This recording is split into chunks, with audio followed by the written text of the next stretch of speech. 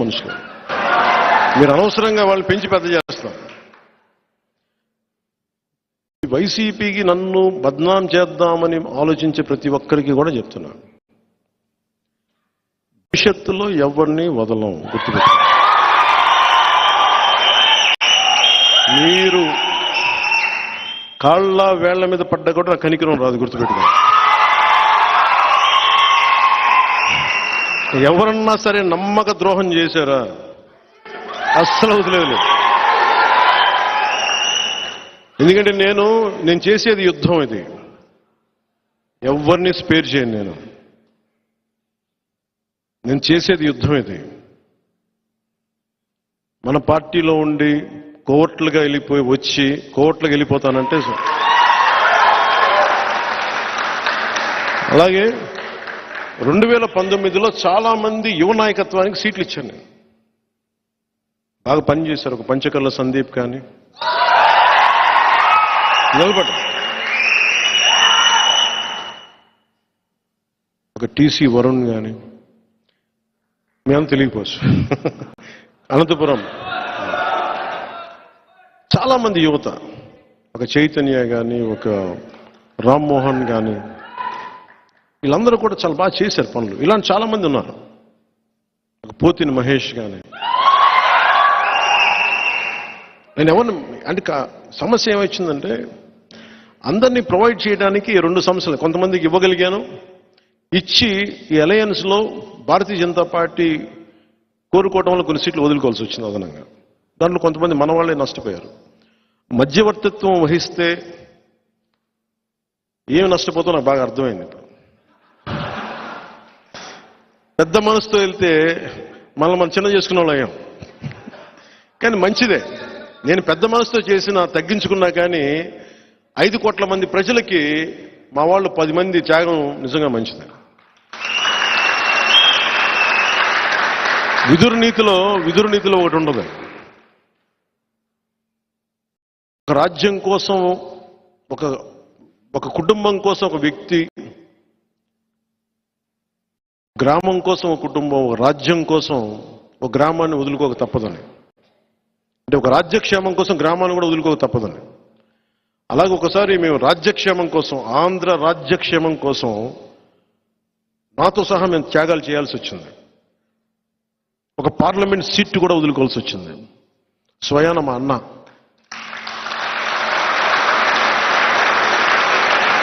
మా నాగబాబు, నాకు హిస్టరీ పాఠాలు నేర్పించిన నా టీచర్, నాని పాల్కీవాల్ అనే గొప్ప లాయర్ని నాకు పరిచయం చేసిన వ్యక్తి, ఒకలా నా టీచర్. నాకు ఆయనకి మాట ఇచ్చి కూడా నేను ఈ పొత్తులో దాన్ని త్యాగం చేయక తప్పలా. అలాంటిది మా అన్న ఈరోజు పొద్దున లెటర్ పంపించాడు, ఏం పర్లేదు నేను నీకు అండగా ఉంటాను, నువ్వు చెప్పిన 21 నియోజకవర్గాల్లో, అంటే నువ్వు చెప్పిన 21 నియోజకవర్గాల్లో మన అందరి అభ్యర్థుల కోసం కృషి చేస్తాను, నువ్వు ఎక్కడైతే అలయన్స్ పార్ట్నర్స్ ఉన్నారో ఎక్కడికి వెళ్ళమంటే అక్కడికి వెళ్ళి నేను పనిచేస్తానని మనస్ఫూర్తిగా మా అన్నయ్య నాగబాబు గారికి నన్ను అర్థం చేసుకున్నందుకు ప్రత్యేకంగా నా కృతజ్ఞతలు. ఇవి ఎందుకు చెప్తున్నానంటే, త్యాగాలు చేయకుండా ఎవరూ లేవు. వీటన్నిటి వెనక రాష్ట్రం బాగుండాలని ఒక ప్రయోజనం. కొంతమందికి వచ్చినాయి, కొంతమందికి రాలేదు. రేపు పొద్దున ప్రెస్ మీట్లు పెట్టి నన్ను తిడితే నేనేం బాధపడను, నేను మీ ఆవేదన అర్థం చేసుకోగలను. కానీ స్థాయికి మించి చేస్తే మటుకు శిక్షణ చర్యలు తప్పవు. ఎందుకంటే మీరు నన్ను వ్యక్తిగతంగా ఏదైనా తిట్టండి, పొత్తు ధర్మాన్ని మటుకు ఆ స్ఫూర్తిని చంపగలను.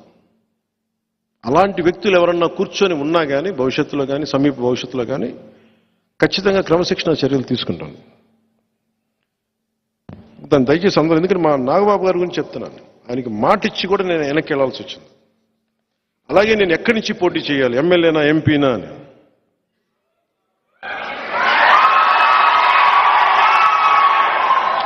మీరు చెప్పండి. ఒక నిమిషం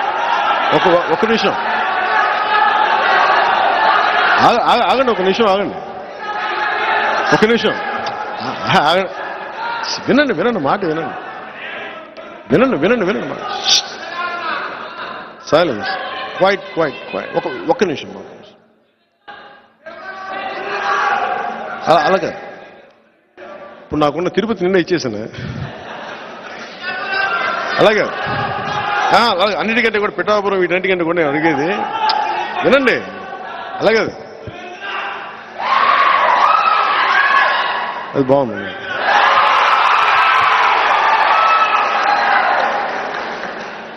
ఇది నేను పోటీ చేద్దాం అనుకుంది ఎమ్మెల్యేగానా ఎంపీగానా అని అనుకున్నాను. సమస్య ఏముందంటే చాలామంది పెద్దలను కోరుకున్నారు మీరు రెండిట్లో పోటీ చేయమని. కానీ కన్ఫ్యూజన్ ఏముంటుందంటే క్రాస్ ఓటింగ్ ఉంటుందా, నిలబడతామా లేదా, ఇవన్నీ ఉన్నాయి. అది ఎలా చేద్దాం ఏంటి అనేది ఇంకొద్ది రోజుల్లో ఒకటైతే ఖచ్చితంగా చెప్పగలను. నిన్న భీమవరం పులపర్తి ఆంజనేయులు గారికి ఇచ్చాను. తిరుపతి ఏమో మన జంగ శ్రీనివాసులు గారికి ఇచ్చాను. గాజువాకేమో తెలుగుదేశం వాళ్ళు తీసేసుకున్నారు అనుకుంటాను ప్రస్తుతానికి. సో పోనీ పిఠాపురం తీసుకుందామంటే మా ఉదయ్ ఉన్నాడు ఇక్కడ. సో ఉదయ్ని ఏం అడగాలి తెలియట్లే. సో ఉదయ్ని అడిగి పిఠాపురం ఖాయం చేసుకోమని చెప్తాను.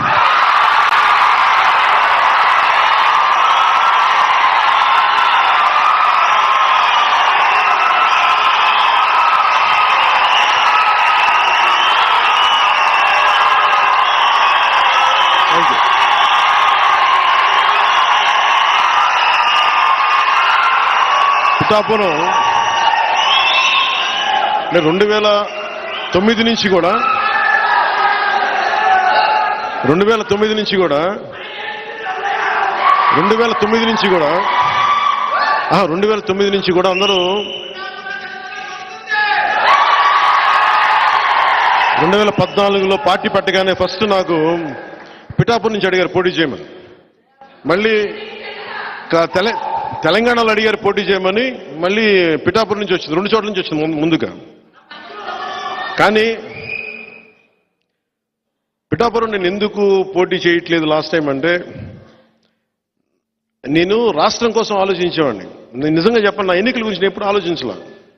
నేను మ్యాక్సిమం అనుకున్న అనంతపురం అర్బన్ నిలబడదాం, అనంతపురం జిల్లాలో నిలబడదాం. అందుకు 2015లో పార్టీ ఆఫీస్ అక్కడి నుంచే ప్రారంభించాను, మంగళగిరి నుంచి ప్రారంభించాలి, అక్కడి నుంచి ప్రారంభించాను, అనంతపురం నుంచి. కానీ దాన్ని ఇప్పుడు నేను ఒక బాధ్యతను మోస్తున్నప్పుడు, నేను ఒక బాధ్యత ఇచ్చినప్పుడు దాన్ని మోసుకెళ్లే వ్యక్తుల సమూహం లేదు నాకు అక్కడ. అందుకని వదిలేయాల్సి వచ్చింది. తిరుపతి ఆల్రెడీ ఇచ్చేసి మనం ఎన్నిసార్లు చెప్పాలి. ఇప్పుడు ఇదేంటంటే జనసేన పవన్ కళ్యాణ్ పిఠాపురం నుంచి పోటీ చేస్తున్నారు.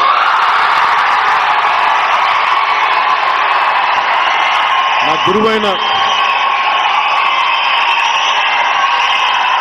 గురువు దత్తాత్రేయుల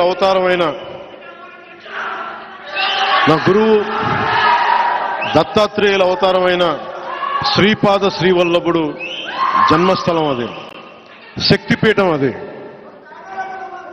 అక్కడి నుంచి పోటీ చేస్తాం. అనంతపురంలో కొడదాం తర్వాత భవిష్యత్తులో. ఇప్పుడు పొత్తు కొట్టనే, తర్వాత జనసేన కొడదాం.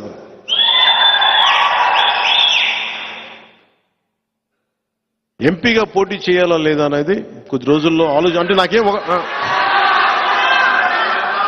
అదే ఇవన్నీ ఎస్లు ఉన్నాయి, నోలు ఉన్నాయి. అది ఎట్లాగా అనేది నాకైతే మనసులో ఎమ్మెల్యే ఉంది.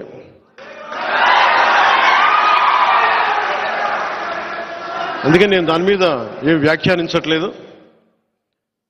పెద్దలతో మాట్లాడి నా నిర్ణయం చెప్తాను వాళ్ళకి.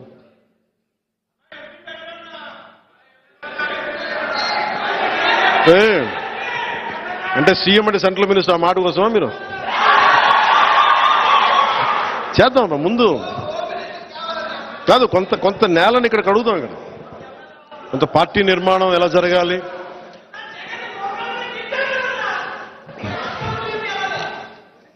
ఎక్కడికి అంటే ఇవన్నీ కూర్చోబెట్టుకొని ఇవన్నీ ఈసారి 21 స్థానాలకి పరిమితం అయిపోయినా కానీ మొన్నదాకా 98% స్ట్రైకింగ్ రేట్ అని చెప్పా.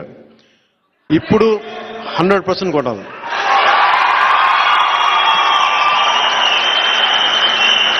పొత్తులో ఉన్న మద్దతుదారులకి, తెలుగుదేశం మద్దతుదారులకి, భారతీయ జనతా పార్టీ మద్దతుదారులకి ఈ సభావేదికని పురస్కరించుకుని, అలాగే మన మద్దతుదారులందరికీ ప్రజాస్వామ్యాన్ని నిలబడాలని కాంక్షించే ప్రతి ఒక్కరికి కూడా నా విన్నపం, ఎన్నికల్లో 21 సీట్లు మాకు సంపూర్ణమైన మెజారిటీ ఇవ్వండి. మాకు సంపూర్ణమైన మెజారిటీ ఇవ్వండి. ఎందుకంటే నేననేవాడిని పార్టీ పెట్టి నడిపితే ఇక్కడ దాకా పట్టుకొచ్చాం. 21 సీట్లు వస్తే ఏ స్థాయిలో చూపించగలను నాకు ఒక్క అవకాశం ఇమ్మని కోరుకున్నాను. నేను జగన్ లాగా ఏమి పని చేయకుండా ఒక్క ఛాన్స్ అని అడగట్లే, ఒక్క ఛాన్స్ నేను అడగట్లే జగన్ లాగా.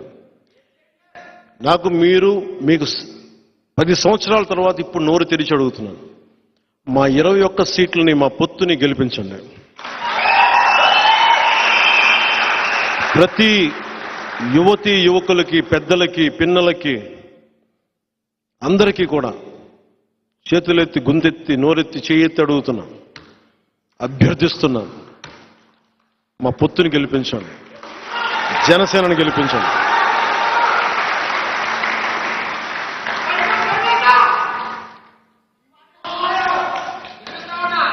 ఎవరికి ముగింపు వాక్యాలుగా ఇల్లేమో దూరం అని చెప్పాను కదా. ఇప్పుడు 10 సంవత్సరాల తర్వాత అధికారం అనే ఇల్లు కనుచూపు మేరలో ఉంది. ఒకప్పుడు దీపం లేదు, కానీ ఇప్పుడు చేతిలో వెలుగులు విరజమ్మే కాగడం ఉంది. గుండెల నిండా ఒక పవన్ కళ్యాణ్కే కాదు ధైర్యం, మొత్తం సమూహానికి ఉంది ధైర్యం. మనం కాకపోతే ఇంకెవరు, జనసేన కాకపోతే ఇంకెవరు.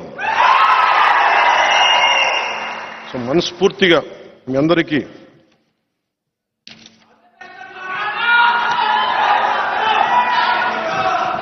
నేను ముఖ్యం మీ నుంచి కోరుకునేది కూడా, మీ మెసేజ్ తీసుకెళ్లాల్సిందే. నా దగ్గర హిందూ ధర్మం, ఇస్లాం, క్రిస్టియన్ సెపరేట్గా ఉండదు. నేను మానవతావాదిని, జాషువా విశ్వనరుణ్ణి, దాశరథి కృష్ణమాచార్య పోరాట స్ఫూర్తిని నింపుకున్నవాడిని, గుంటూరు శేషేంద్ర శర్మ తాలూకు గుండెల్లో ఉండే ధైర్యాన్ని నింపుకున్నవాడిని, శ్రీశ్రీ విప్లవాన్ని, తిలక్ తాలూకు వేదనని, వీళ్ళందరినీ గుండెల్లో పెట్టుకున్నవాడిని. నా వల్ల ఈ సమాజానికి మేలే చేస్తాను తప్ప చెడు చేయను.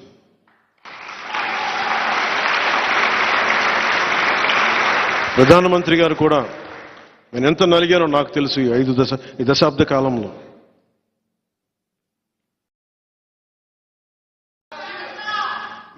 కాలంలో ఎంత నలిగానో నాకు తెలుసు. ఈ 5 సంవత్సరాల్లో ఆంధ్రప్రదేశ్ సుస్థిరత కోసం ఎంత తపన పడ్డానో నాకు తెలుసు.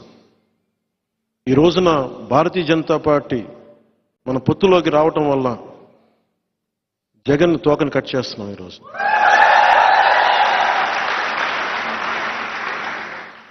కాకపోతే ఇక్కడ దాకా తీసుకురావడానికి చాలా చాలా నలిగాం, చాలా చాలా ఇబ్బందులు పడ్డాం, త్యాగం చేశాం. ఇది అందరూ గ్రహిస్తారని, దీన్ని గుర్తిస్తారని వ్యక్తిగతంగా నేనేం గుర్తింపు కోరుకోను. కానీ రాష్ట్ర ప్రయోజనాల కోసం అందరం కలిసికట్టుగా ఉండాలి. Beyond cost, beyond creed, beyond religion, beyond region, we all should be as one. ఒకళ్ళే.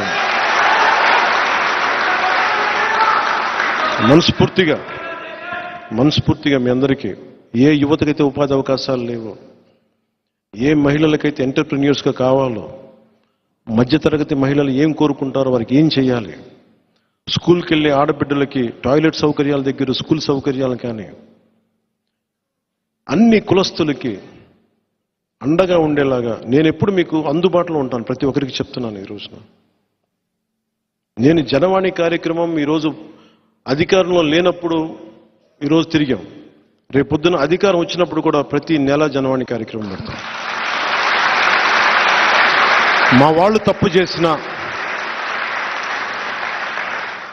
మా వాళ్ళు తప్పు చేసినా అది మీరు నా దృష్టికి తీసుకొస్తే మేము కరెక్ట్ చేసుకుంటాం. అంటే మనస్ఫూర్తిగా ప్రతి ఒక్కరికి వచ్చిన మీ అందరికీ ప్రతి ఒక్కరికి ధన్యవాదాలు తెలుపుకుంటూ, ప్రత్యేకించి భవిష్యత్తులో వచ్చే సభలో చెప్తాను దివ్యాంగులకు సంబంధించి ఎలాంటి ఆలోచనలు ఉన్నాయి, రైతాంగానికి సంబంధించి ఎలాంటివి ఉన్నాయి, పెద్దలకి అలాగే ఉద్యోగస్తులకి, టీచర్లకి, యువతకి, మహిళలకి, డ్వాక్రా మహిళలకి, అంగన్వాడీ టీచర్లకి, ఇలా అన్ని వర్గాలు, అలాగే మీరు మైనారిటీలు కాదు మీరు మెజారిటీలు అని చెప్పి నేను అనుకుంటాను ముస్లింల గురించి. మైనారిటీ అనే పదం ఒకసారి మనల్ని ఇబ్బంది పెడతా ఉంటుంది. నాకు ఎప్పుడు మీరు నా గుండెల్లో మెజారిటీ మీరు. అలాగే క్రిస్టియానిటీ తీసుకున్న పాస్టర్ సోదరులందరికీ, ఇదే సభలో చాలా చేసిన అమలాపురం నుంచి వచ్చిన పాస్టర్ సోదరులకి అందరికీ కూడా నేను ఓట్ల కోసం ఎప్పుడు మిమ్మల్ని అడగను. మనస్ఫూర్తిగా నేను గౌరవించేవాడిని. నా భార్య కూడా క్రిస్టియన్, కానీ నేను దాన్ని దృష్టిలో పెట్టుకొని చెప్పట్లేదు, ఎందుకంటే అన్ని మతాల మీద గౌరవం ఉందని చెప్పడానికి చెప్తున్నాను. కానీ మనస్ఫూర్తిగా అందరూ బాగుండాలని కాంక్షించేవాడిని, కోరుకునేవాడిని. మీరు అండగా నిలబడతారని ఆకాంక్షిస్తూ, ఇదివరకు గెలిచినా ఓడినా మీ వెంటే ఉంటాను అని చెప్పేవాడిని. ఇప్పుడు గెలుస్తున్నాం, గెలిచే తీరుతున్నాం, మీ వెన్నంటే ఉంటాం. కష్టాలు అయిపోయినాయి, ఇప్పుడు ఛాలెంజ్లే ఉన్నాయి. ఛాలెంజెస్ ఏంటంటే భవిష్యత్తు నిర్మాణం ఎలా చేయాలి, దాని మీదే ఛాలెంజ్. జగన్ పోతున్నాడు, వైసీపీ పోతుంది, పొత్తు గెలుస్తుంది. ఏ రౌడీ మూకలైతే అరాచకం చేసినాయో ఆ రౌడీ మూకలకి జనసేన అనే శక్తి చూపిస్తాను. ఇది మనస్ఫూర్తిగా మీ అందరికీ ఈ మెసేజ్ అంతా మీ మాధ్యమాల ద్వారా బయటికి తీసుకెళ్ళండి. ఎక్కువ మందిని ఓటింగ్ తీసుకొచ్చేలా చేయండి. 18 సంవత్సరాలు నిండిన యువతి యువకుల్ని పొత్తుకేసేలా మీరు మాట్లాడండి, కన్విన్స్ చేయండి.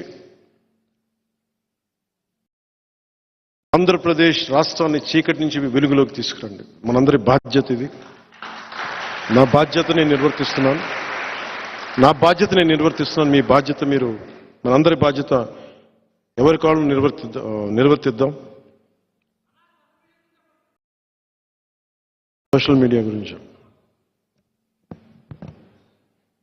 సోషల్ మీడియా ఒక గ్రేట్ టూల్. అది కత్తిని తీసుకెళ్లి జగన్ చేతిలో పెడితే బాబాయిని చంపేస్తాడు. అరుదుగా వాడతాను, అవసరమైన మేరకే వాడతాను. ఫాలోవర్స్ కోసం ఈ పిచ్చిగా నేను చేయలేను. నేను లైక్స్ కోసం, డిస్లైక్స్ కోసం నేను చూడను. కాకపోతే social media is the greatest tool. ఒక తెల్ల పేపర్ ఇస్తే, దాని మీద ఒక కవి రాస్తే, శ్రీశ్రీ రాస్తే మహాప్రస్థానం వస్తాయి. జగన్కి ఇస్తే బూతులు వస్తాయి. So social media is such a great tool. మీరు విదేశాల్లో కూర్చొని ఇక్కడది మీరు నిర్ధారించకండి. సోషల్ మీడియాని ఎంతవరకు వాడాలో అంతవరకే వాడండి. Social media has become a menace in a way. చచ్చిపోతున్నారు చాలామంది, నలిగిపోతున్నారు. అది ఈ పొలిటికల్ రైవల్స్కి అది వెపన్ అయిపోతుంది. మన వాళ్ళకు కూడా చెప్తున్నాను, మీరు ప్రత్యర్థులను తిట్టేటప్పుడు కూడా ఒకవేళ మీరు భాషని తట్టుకోలేనంతగా తిడితే మటుకు ఇందుకు తిడుతున్నామని వాళ్ళకి పోస్ట్ చేయండి, తప్పక తిడుతున్నామని. అంతేగాని మీరు ఎదురుపడిపోయి చిన్నపాటి కామెంట్ నేను తిట్టినా కానీ కొంచెం భరించండి. పాలన మహా అయితే ఏం జరగద్దు. మీరు ఒకటి ఆలోచించండి, ఆకాశం మీద ఉమ్మేస్తే ఎక్కడికి వెళ్తుంది? మహా అయితే కుడి కన్ను మీద కానీ ముక్కు మీద కానీ పడుతుంది. అంటే వాళ్ళు ఐడి చేసిన దాన్ని బట్టి. జనసేన ఏదని కాదు, మనం సోషల్ మీడియాని బీ రెస్పాన్సిబుల్. ఎందుకంటే సోషల్ మీడియాలో భవిష్యత్తులో ఒక డేటా ప్రొటెక్షన్ బిల్ వస్తుంది, డేటా సెక్యూరిటీ బిల్, ఇవన్నీ వస్తున్నాయి. అందువల్ల ఇప్పటి నుంచే దీన్ని మనం క్రమబద్ధీకరణ చేసుకుంటే it would be great tool. అలాగే ఆర్టిఫిషియల్ ఇంటెలిజెన్స్, ఏఐలో పాపం ఎవరు ప్రధానమంత్రి గారు కూడా చెప్తున్నారు, ఆయన కూడా కూర్చోబెట్టి చేసే ఆ స్థాయిలో ఉన్నాయి. ఎవరో ముఖానికి తగిలించేసి ఇవి కూడా జరుగుతాయి. Artificial intelligence has become such a menace. ఇవన్నీ దృష్టిలో పెట్టుకొని, ఇవన్నీ ఎందుకంటే అంటే ఫాల్స్ ఇన్ఫర్మేషన్, డిస్ఇన్ఫర్మేషన్ చాలా ఎక్కువ ఉంటుంది. Misinformation, disinformation. దాంట్లో భాగంగా మీరు ఎవరన్నా సరే నన్ను తిట్టగానే వెంటనే మావాడు చేసినట్టు, మావాడి మనమే పబ్లిసిటీ చేస్తున్నాం. మీరు చేయకండి, నిర్ధారించుకోండి. అలాగే మన మీదే కాదు, ఈవెన్ వైసీపీ మీద వచ్చినా కానీ ఇది వాస్తవం అవాస్తవమా కాదా నిర్ధారించుకోండి. ఎందుకంటే మనం దాన్ని భరించదు. దాన్ని తప్పైనప్పుడు మటుకు మొత్తం మీద పడిపోండి, అది తప్పులేదు. కానీ అనవసరంగా మనం కూడా దాన్ని పెంచి పెద్ద చేయకండి. చాలాసార్లు నా దృష్టికి వైసీపీ నాయకులు జగన్ గారి ఇంట్లో విషయాలనే చెప్తా ఉంటారు. వచ్చి ఇంట్లో విషయాలు చెప్తా నేను అడుగుతాను, ఫస్ట్ మీరు వాళ్ళ దగ్గర పనిచేస్తున్నారు, తప్పు అనిపిస్తుంది. నేను అలాంటి వాళ్ళు కలవనని చెప్తాను. ఇప్పటి నుంచి కదా, 2009 నుంచి నాకు తెలుసు. రాజశేఖర రెడ్డి గారికి సంబంధించి పనిచేసే వాళ్ళు నా దగ్గరికి వచ్చి ఆయన గురించి ఇలా చెప్తా ఉంటే, ఫస్ట్ ఆయన మీకు జీవితం ఇచ్చాడు, జీతం ఇచ్చాడు. ఆయనకి ద్రోహం చేసినవాడు మళ్ళీ నాకు ద్రోహం చేయని గ్యారంటీ అని అవసరం వెళ్ళిపోయాను. అందుకని అంటే ఇలాంటివి ఉంటాయి. అందుకని మీరు ఇవన్నీ కూడా సోషల్ మీడియాలో let us be very very responsible. ఆ మోడస్ ఆపరెండి లేదంటే కోడ్ ఆఫ్ కాండక్ట్ ప్రోగ్రామ్ ఏదో మీరు, నేను ఎన్ని రూల్స్ చెప్పినా కానీ పాటించేది మీరే. నేనైతే నా రూల్ పాటిస్తాను. నేను ఫాల్స్ ఇన్ఫర్మేషన్, డిస్ఇన్ఫర్మేషన్, మిస్ఇన్ఫర్మేషన్ నేను పోస్ట్ చేయను. ఏదైతే చెప్పదలుచుకున్నానో ఎంతమంది అటాక్ చేసినా బలంగా ధైర్యంగా చెప్తాను. సో దీన్ని దృష్టిలో పెట్టుకొని use it is a great tool. మీ అందరికీ సంబంధించి let us have one Janasena umbrella. ఇది శతఘ్ని అనేది ఒక జనసేన అంబ్రిల్లా. దీంట్లో జనసేన మెంబర్షిప్ ఉన్నా లేదా నాకు అనవసరం. ప్రజాస్వామ్యాన్ని ఆకాంక్షించే ప్రతి ఒక్కరు దీంట్లో భాగస్వాములే. సో మీరందరూ శతఘ్ని కింద వస్తాను మనస్ఫూర్తిగా తెలియజేసుకుని నాకు ఈ ఆపర్చునిటీ ఇచ్చిన మీ అందరికీ కూడా ధన్యవాదాలు తెలుపుకుంటూ, ఏ దేశం ఎగినెందుకు ఆడిన పొగడరాని తల్లి భూమి భారతిని అంటాం. అలాంటి భూమాతకి, అలాంటి భరతమాతకి ధన్యవాదాలు తెలుపుకుంటూ నేషనల్ యాంథమ్ని ఒకసారి పెడతాం. దయచేసి నుంచో.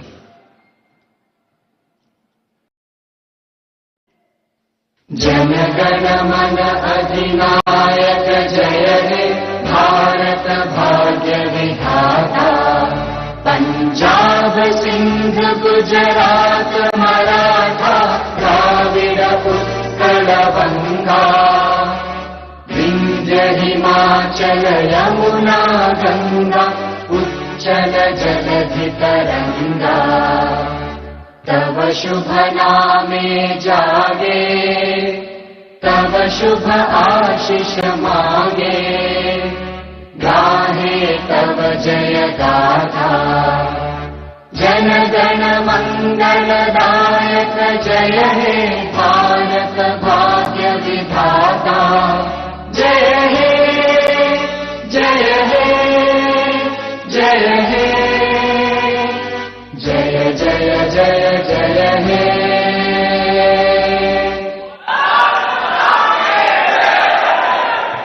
भारत माता की जय हिंद।